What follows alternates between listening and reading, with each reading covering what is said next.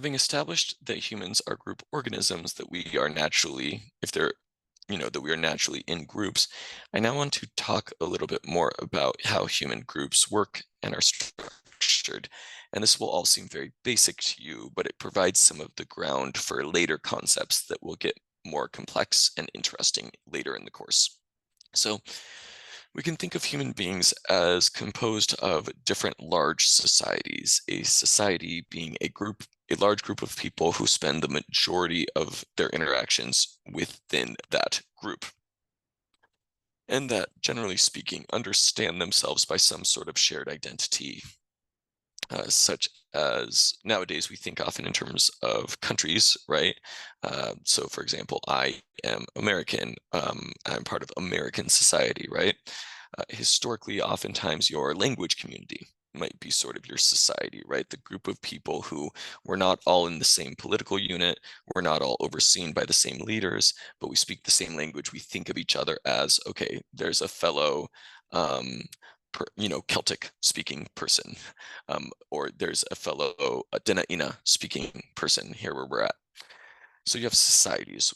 Societies can further divide down into different social groups, right? Things like an individual village, things like an individual town or an individual tribe, or even you can think of social groups as sort of like things that are not you're not always involved in, but involved in part of the time. Like, for example, a religious order or some kind of club or something.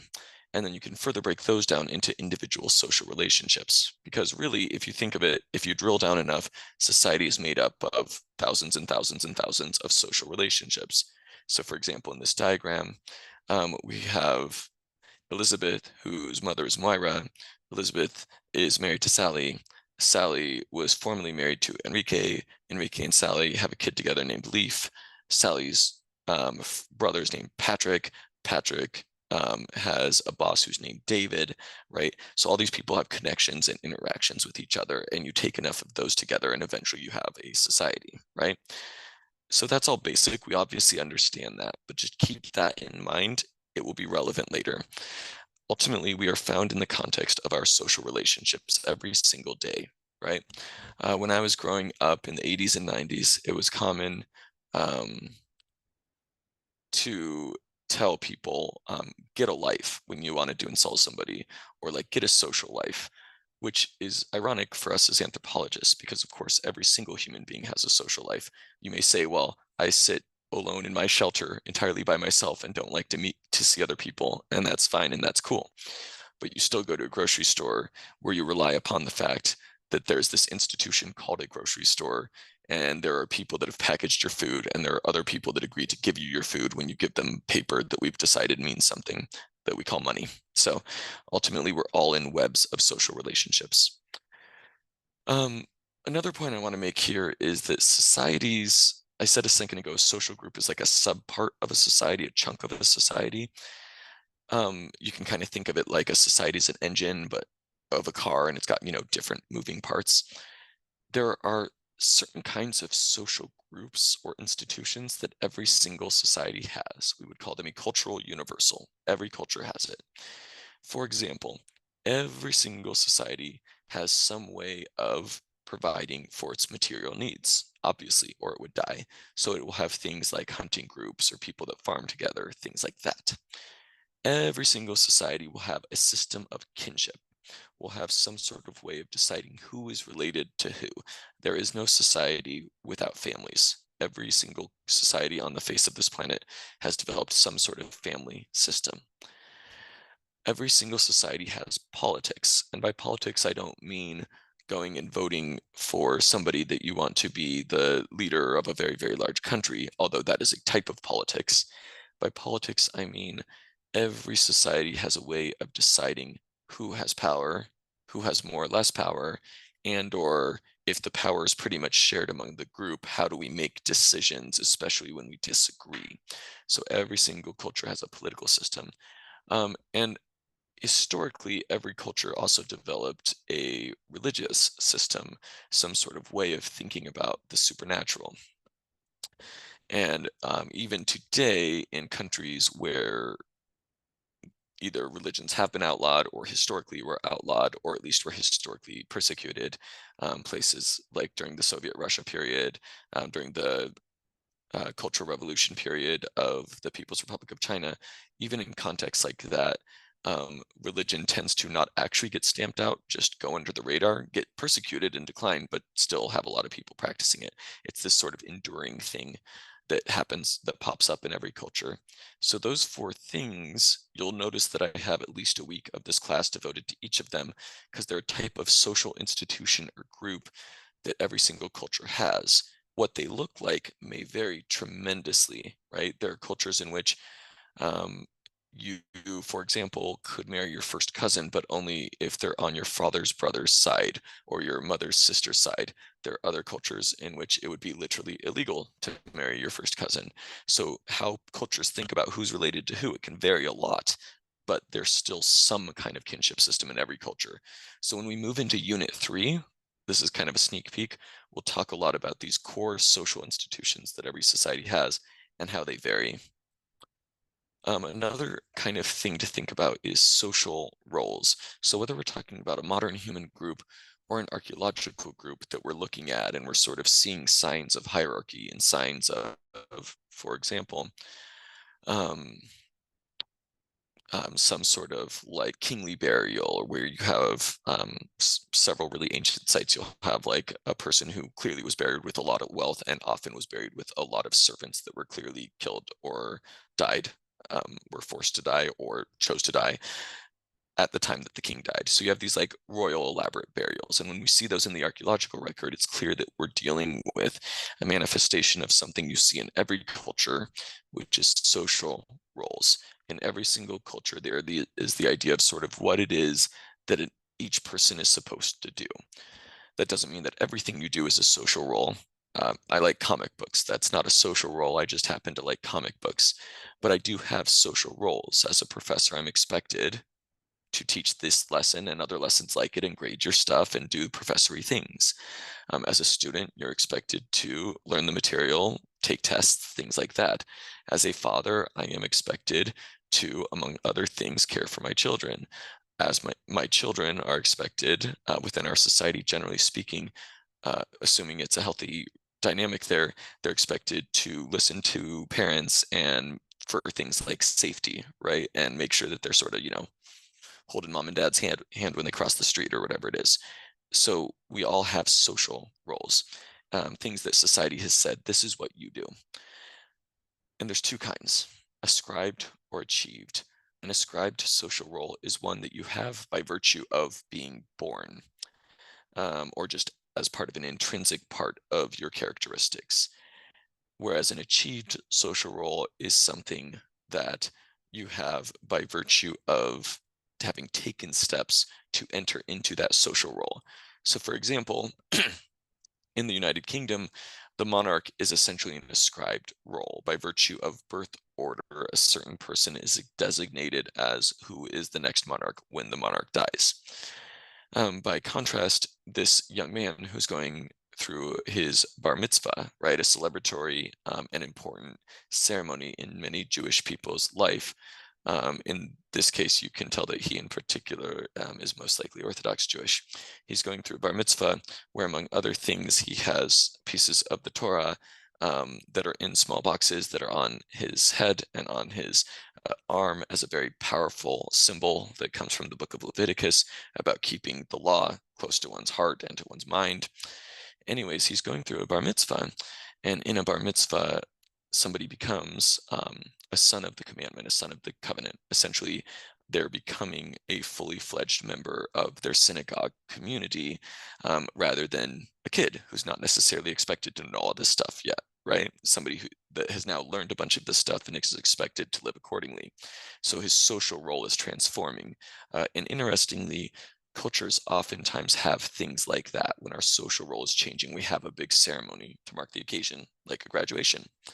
So in his case, he's studied diligently. He may be reciting a very large portion of the Pentateuch. So it's an achieved social role, right? He's done certain things to now take on this role as a mature member of his synagogue community. Social roles tend to be relational, by which I mean they're hinge on other roles. So you can't have a boss without an employee.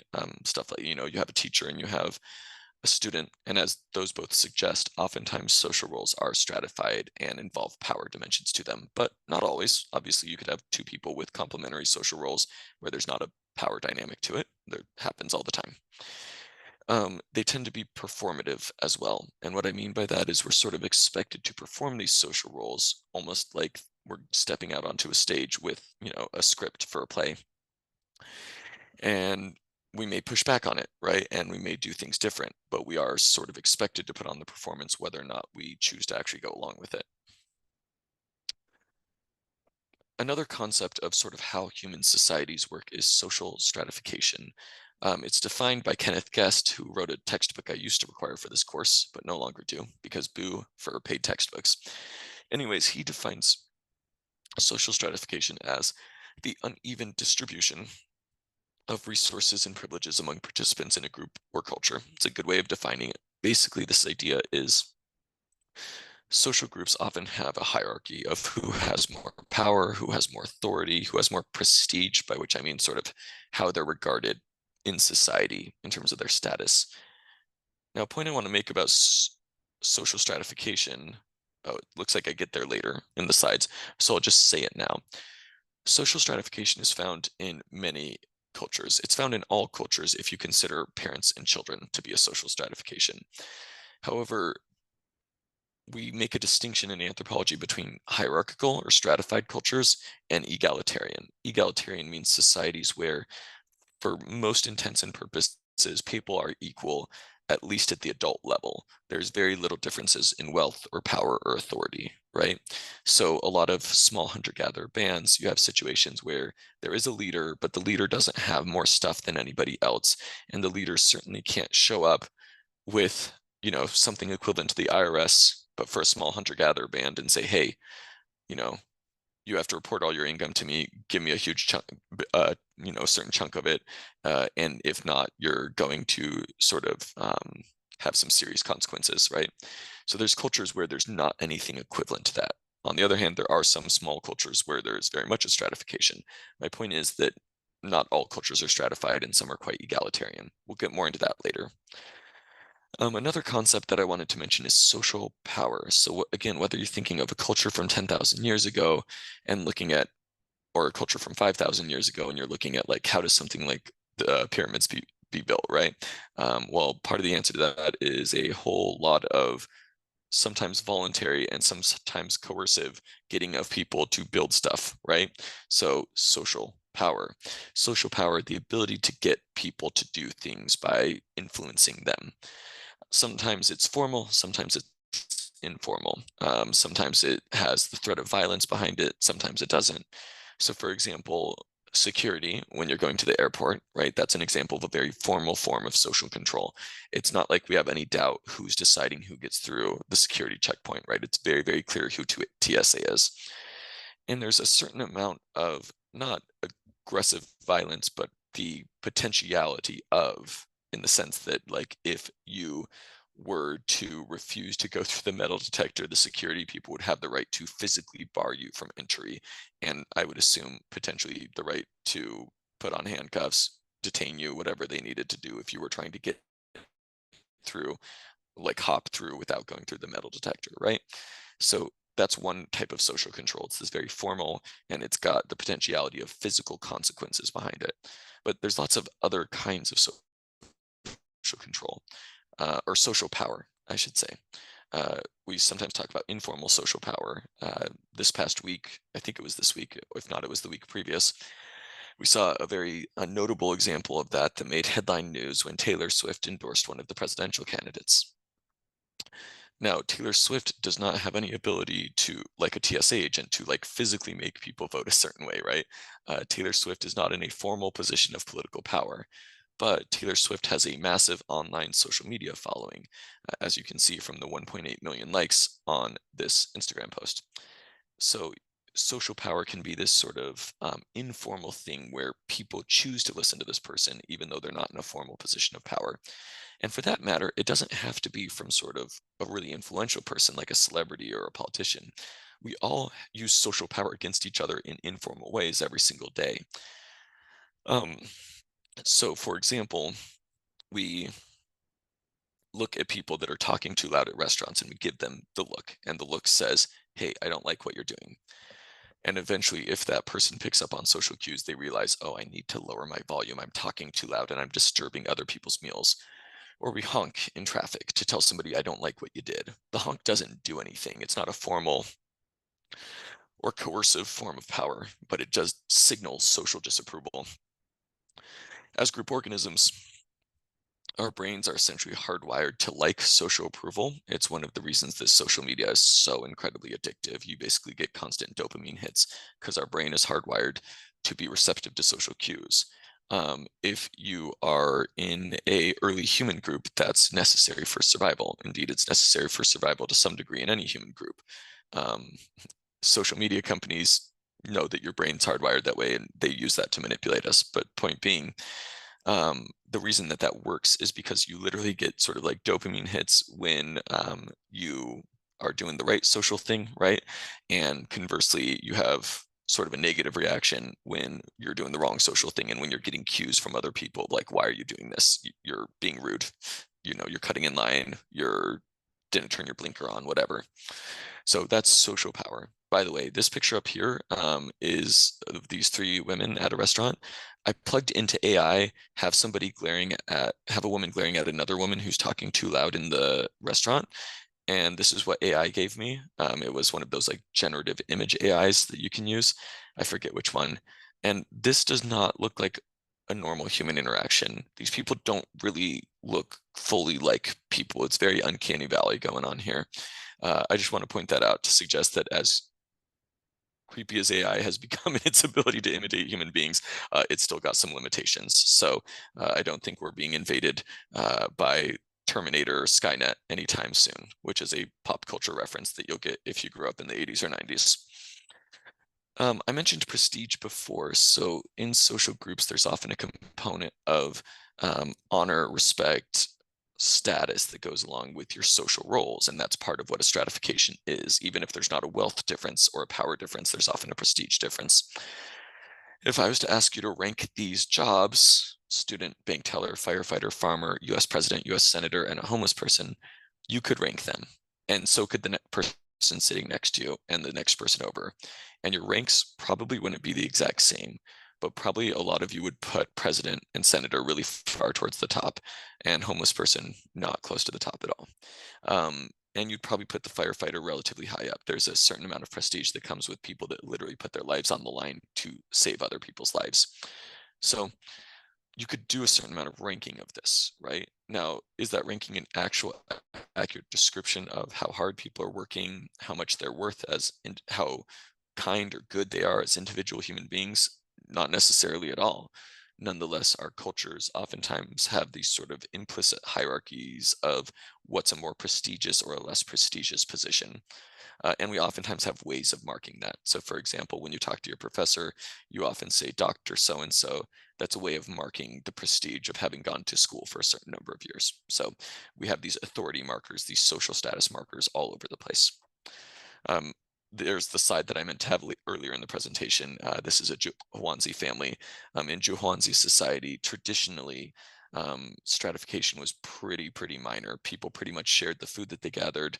People pretty much just had the clothes on their back and some simple tools and shelter things as far as possessions. And so the amount of wealth difference was essentially non-existent. And instead, you did have a political leader, a headman, but the headman's jobs were pretty minor. Tell everybody where to, camp for the night, walk at the front of the line when you're traveling, stuff like that. They're not going around, again, exacting taxes or telling people what kinds of substances they can use or something like that. It's a very different situation. So cultures don't always have stratification, although they often do.